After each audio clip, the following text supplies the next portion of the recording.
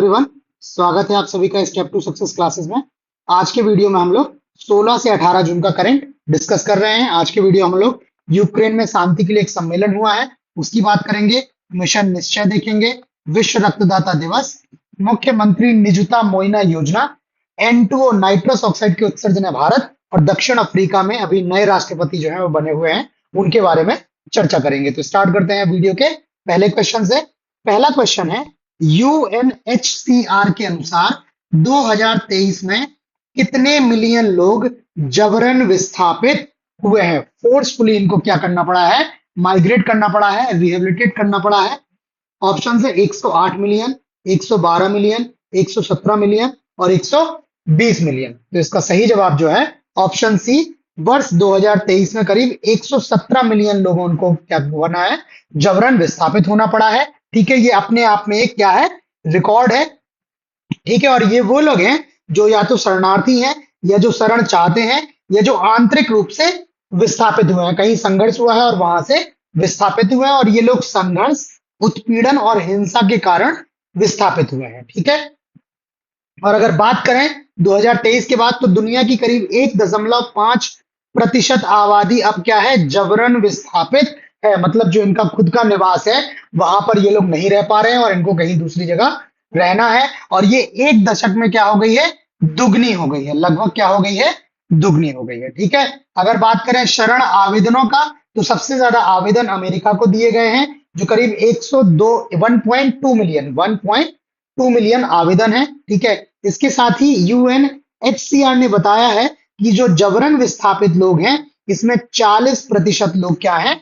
नाबालिग हैं, बच्चे हैं। ठीक है, और ऐसे में आप लोग जानते ही हैं कि विस्थापन का सबसे ज्यादा प्रभाव छोटे बच्चों पर और स्पेशली छोटी बच्चियों पर पड़ता है, क्योंकि उनकी शिक्षा वगैरह भी क्या होती है? बहुत बुरी तरह से प्रभावित होती है। ठीक है, अगर यूएनएचसीआर की बात करें तो इसका फुल फॉर्म है United Nations high commissioner for refugees. ठीक है, ये इसका फुल फॉर्म है। अगला क्वेश्चन है, वर्ष 2024 के विश्व रक्तदाता दिवस का विषय क्या है? ऑप्शन है रक्तदान, जीवन का संजीवनी, स्वास्थ्य और जीवन के लिए रक्तदान, दान का जश्न मनाने के लिए के 20 साल, रक्तदाताओं का धन्यवाद, रक्तदान और स्वास्थ्य एक साथ। तो इसका सही जवाब ऑप्शन सी है। ये इस वर्ष की थीम है, दान का जश्न मनाने के 20 साल, रक्तदाताओं का धन्यवाद।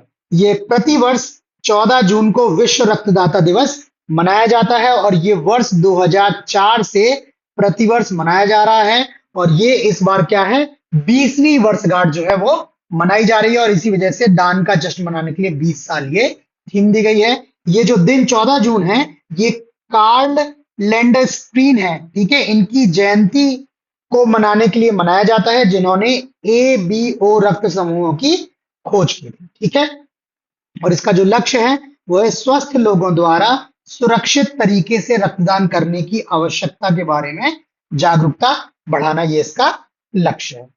अगला क्वेश्चन है, प्रधानमंत्री नरेंद्र मोदी ने अपने तीसरे कार्यकाल के पहले विदेश दौरे के लिए किस देश का दौरा किया है? ऑप्शन है जापान, फ्रांस, इटली और जर्मनी। तो इसका सही जवाब ऑप्शन सी, प्रधानमंत्री का अपने तीसरे कार्यकाल में जो पहला अंतरराष्ट्रीय दौरा है वो इटली का दौरा है, और ये दौरा इन्होंने G7 शिखर सम्मेलन में पार्टिसिपेट करने के लिए। ये जो G7 शिखर सम्मेलन हो रहा है ये 50वां शिखर सम्मेलन है। ठीक है, इसका 50वां संस्करण है, और जिसमें भाग लेने के लिए क्या है? प्रधानमंत्री इटली गए हैं। इसका आयोजन 13 से 15 जून तक इटली के अपुलिया क्षेत्र में किया गया है। ठीक है, और जो भारत है वो G7 शिखर सम्मेलन में एक आउटरीच देश के रूप में भाग लिया हुआ है। ठीक है, आगे चलने से पहले आप लोगों को जो भी कंटेंट हम लोग डिस्कस कर रहे हैं कैसा लग रहा है, प्लीज आप हमें ये लाइक करके कमेंट करके अपना फीडबैक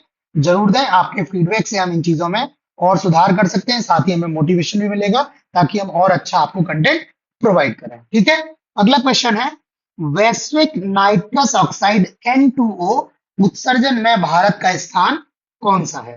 पहला, दूसरा, तीसरा और चौथा। इसका सही जवाब ऑप्शन बी, दूसरा, वैश्विक नाइट्रस ऑक्साइड उत्सर्जन में भारत का जो स्थान है वो दूसरा है। ठीक है, भारत का जो वैश्विक उत्सर्जन में जो भारत का हिस्सा है वो लगभग 11% है, जबकि चीन 16% उत्सर्जन के साथ क्या है इसमें शीर्ष पर है। ठीक है, और ये महत्वपूर्ण इसलिए है क्योंकि जो N2O है ये एक ग्रीन हाउस गैस की तरह है, मतलब गैस है, और ये वातावरण को कार्बन डाइऑक्साइड की तुलना में अधिक गर्म करती है। तो अगर इसकी सांद्रता वातावरण में बढ़ती जाएगी तो ग्लोबल वार्मिंग की जो घटना है वो और ज्यादा क्या होगी, तेजी से बढ़ेगी। ठीक है, अगर बात करें नाइट्रस ऑक्साइड के उत्सर्जन की, तो इसके उत्सर्जन का जो प्रमुख स्रोत है वो उर्वरकों का, फर्टिलाइजर्स का उपयोग है। ठीक है, इसके अलावा पिछले 4 दशक मतलब 40 सालों में मानव गतिविधि से N2O उत्सर्जन में 40% की वृद्धि हो गई है। ठीक है, ये अपने आप में एक चिंताजनक आंकड़ा है।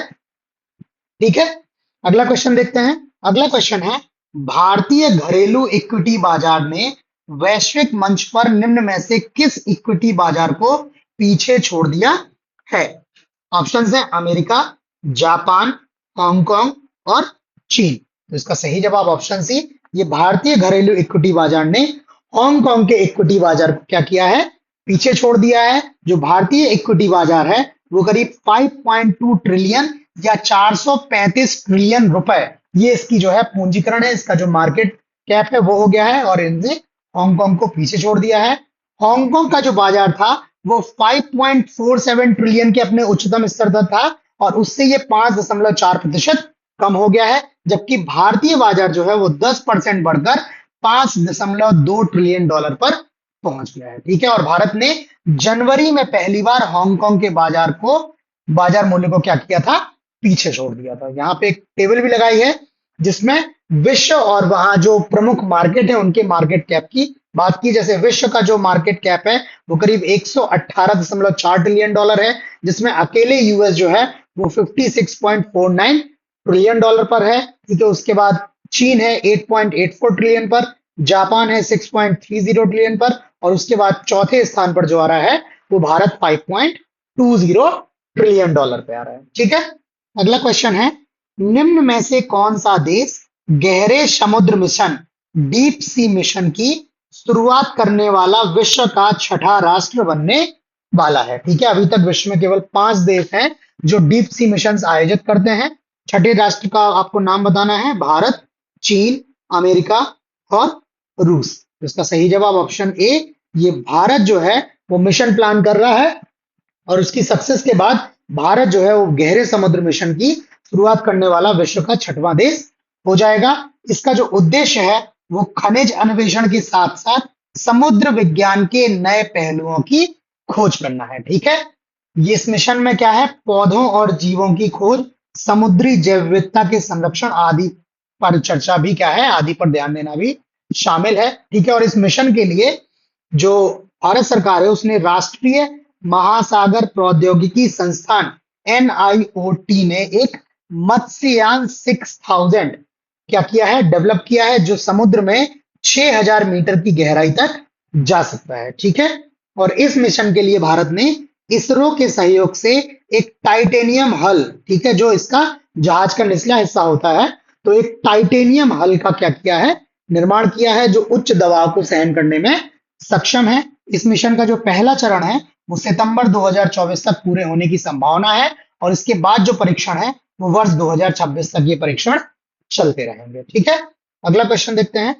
अगला क्वेश्चन है, असम सरकार द्वारा शुरू की गई मुख्यमंत्री निजुत मोइना योजना का मुख्य उद्देश्य क्या है?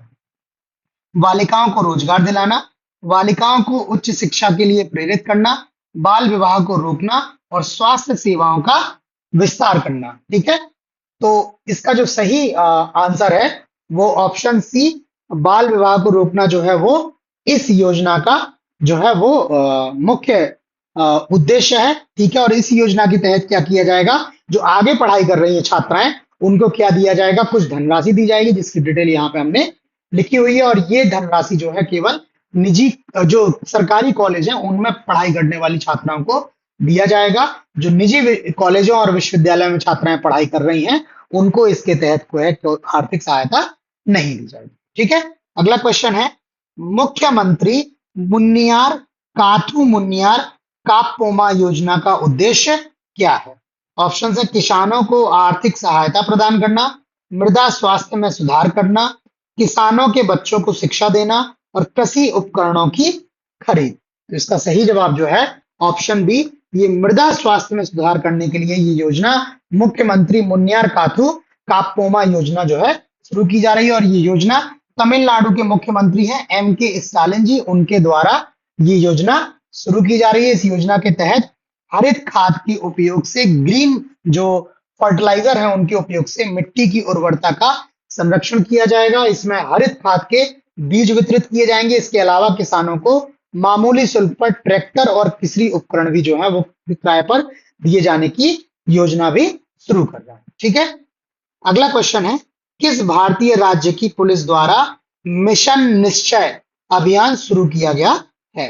Punjab police, Delhi police, Uttar Pradesh police और मुंबई पुलिस। इसका सही जवाब ऑप्शन ए, ये पंजाब पुलिस द्वारा मिशन निश्चय जो है वो शुरू किया जा रहा है। और इस अभियान के तहत पंजाब पुलिस जो है वो BSF बॉर्डर सिक्योरिटी फोर्स और VDC विलेज डिफेंस कमेटी जो है उनके साथ मिलकर पंजाब का एक जिला है जिसका नाम है फाजिल्का, उस जिले में ड्रग्स के खिलाफ एक सप्ताह 15 से 21 जून तक क्या करेंगी?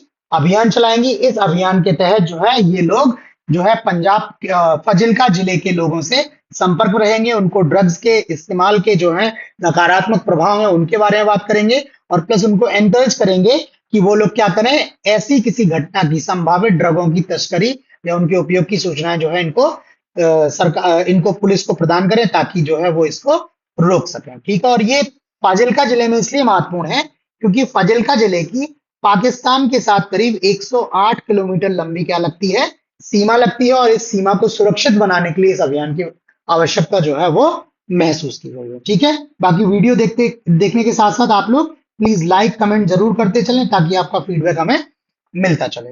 अगला क्वेश्चन है, यूक्रेन में शांति के लिए एक अंतरराष्ट्रीय सम्मेलन का आयोजन कहाँ किया गया है? स्विट्जरलैंड, इटली, फ्रांस और पोलैंड। इसका सही जवाब ऑप्शन ए, यूक्रेन में शांति के लिए एक अंतरराष्ट्रीय सम्मेलन का आयोजन स्विट्जरलैंड में किया गया। यह सम्मेलन 15 से 16 जून 2024 के बीच किया गया। इसको summit on peace in Ukraine, इसको सम्मेलन को जो है नाम दिया गया। इस सम्मेलन में लगभग 100 देश और अंतरराष्ट्रीय संगठनों के प्रमुखों ने भाग लिया है और इसमें यूक्रेन में शांति हेतु जो है जो महत्वपूर्ण मुद्दे हैं उन मुद्दों पर क्या की गई है? चर्चा की गई है। इस सम्मेलन में भारत ने भी भाग लिया है किंतु किसी भी प्रकार के ऑफिशियल डॉक्यूमेंट जो वहां पर बने हुए हैं उन पर जो है भारत ने हस्ताक्षर नहीं किए हैं। रूस जो है वो भारत का मित्र राष्ट्र है। ठीक है, और ये जो तनाव चल रहा है वो रूस और यूक्रेन के बीच में है, तो भारत इसमें जो अपनी भूमिका को काफी हद तक तटस्थ रखे हुए है। अगला क्वेश्चन है, भारत अगस्त 2024 में निम्न में से किस अभ्यास की मेजबानी करेगा? बहुराष्ट्रीय वायु अभ्यास तरंग शक्ति 2024, विमान सैन्य अभ्यास विजय 2024, समुद्री युद्ध अभ्यास वरुण 2024 और स्पेस और साइबर अभ्यास निभाना 2024। तो इसका सही जवाब ऑप्शन ए, भारत जो है वो अगस्त 2024 में बहुराष्ट्रीय वायुसेना अभ्यास तरंग शक्ति का जो है वो आयोजन करेगा। ठीक है, ये जो है वो भारत का पहला बहुराष्ट्रीय वायु अभ्यास है। इस अभ्यास में 10 देशों की सेनाएं भाग लेंगी और उसके साथ कुछ देश इसमें पर्यवेक्षक के रूप में भी आएंगे। अभ्यास को 2 चरणों में आयोजित किया जाएगा। पहला चरण जो है वो दक्षिण भारत में और दूसरा भारत के पश्चिमी क्षेत्र में आयोजित किया जाएगा। और ये नीचे जो है वो नाम लिखे हैं कौन कौन से देश इसमें शामिल होंगे। अगला क्वेश्चन, जून 2024 में दक्षिण अफ्रीका के राष्ट्रपति के रूप में निम्न में से कौन पुनः चुने गए? सिरिल रामाफोसा, जैकब जुमा, नेल्सन मंडेला और थाबो एम्बेकी। तो इसका सही जवाब ऑप्शन ए, ये सिरिल रामाफोसा जो हैं ये दक्षिण अफ्रीका के पुनः राष्ट्रपति के रूप में चुन लिए गए हैं और इन्होंने जूलियस मालेमा के खिलाफ वोट जीता हुआ है। ये दोबारा जो है वो दक्षिण अफ्रीका के राष्ट्रपति बन गए हैं। तो आज करंट अफेयर्स में इतना ही। बाकी आपको वीडियो कैसा लगा प्लीज हमें लाइक करके कमेंट करके अपना फीडबैक जरूर दें। अगर आप नए हैं तो आप चैनल को सब्सक्राइब करके नोटिफिकेशंस भी ऑन कर लें ताकि आपको नए कंटेंट के बारे में कंप्लीट इंफॉर्मेशन मिलती रहे। तो आज करंट अफेयर्स में इतना ही। बाकी नए क्वेश्चंस के साथ जल्द मिलते हैं, तब तक के लिए धन्यवाद।